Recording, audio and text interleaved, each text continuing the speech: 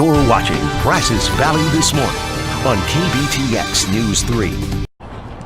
2 days before taking office, President-elect Joe Biden and his family filling food boxes in Philadelphia today at a community service project to honor the legacy of Martin Luther King Jr. It's his final stop before traveling to Washington on the eve of his inauguration, where the pomp and circumstance from his own swearing in as vice president will be far different on Wednesday, amid the country's stubborn pandemic and a Capitol fortified by wartime-like security. He's still putting the finishing touches on his inaugural address, aides tell CNN, with an overriding theme, a clarion call for national unity. And just after the ceremony, Biden is planning for swift and sweeping action on his first day in office. And the first thing I will do, I will rejoin the Paris Accord. In addition to making good on a campaign promise to rejoin the Paris Climate Accord, Biden will also end the travel ban on predominantly Muslim countries, halt evictions and student loan payments, and issue a new executive order requiring masks on federal property. It's not a political statement. It's a patriotic duty.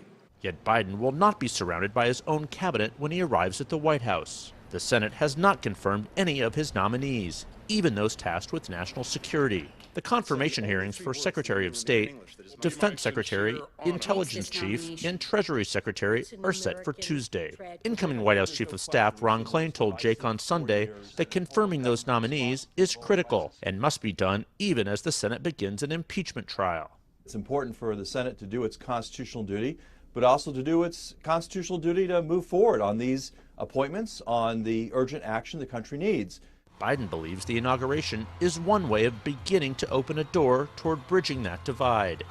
Last night, Jill Biden asked country star Garth Brooks to perform at the inauguration. He said yes, telling reporters today it was not a statement of politics, but one of unity. I might be the only Republican at this place, but it's reaching across, loving one another, because that's what's going to get us through probably the most divided times that we have.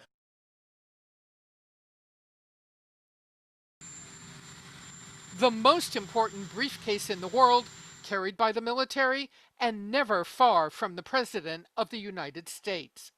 It's often called the nuclear football. The case holds the highly classified equipment and authorities needed for a president to order the military to launch a nuclear weapon. On this inauguration day, with President Trump planning to depart Washington early and not attend the swearing-in of Joe Biden, there will be 2 nuclear footballs and the challenge of ensuring it goes smoothly. One for Joe Biden in Washington, D.C., the minute he becomes president. One that will accompany President Trump to Florida until he no longer has power and his nuclear authorities are deactivated.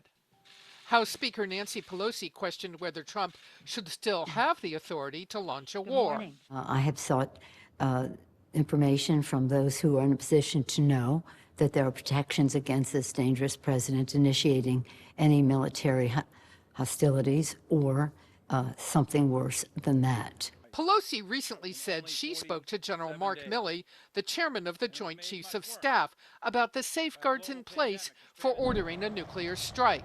Senior military officials say while the president has sole authority to launch nuclear weapons, he cannot do it alone. If an adversary were to launch a missile at the U.S., the president would immediately be on a classified communication network, receiving minute-by-minute intelligence and recommendations on how to proceed. There are safeguards against illegal attack orders, whether it's nuclear or conventional. To be legal, orders must have a legitimate target, a clear military objective, and use proportional force. The general who recently commanded strategic weapons and is now number 2 at the Pentagon is adamant the military will not follow illegal orders from any president. It's illegal. Guess what's going to happen? You say no. I'm going to say, Mr. President, it's illegal. And guess what he's going to do?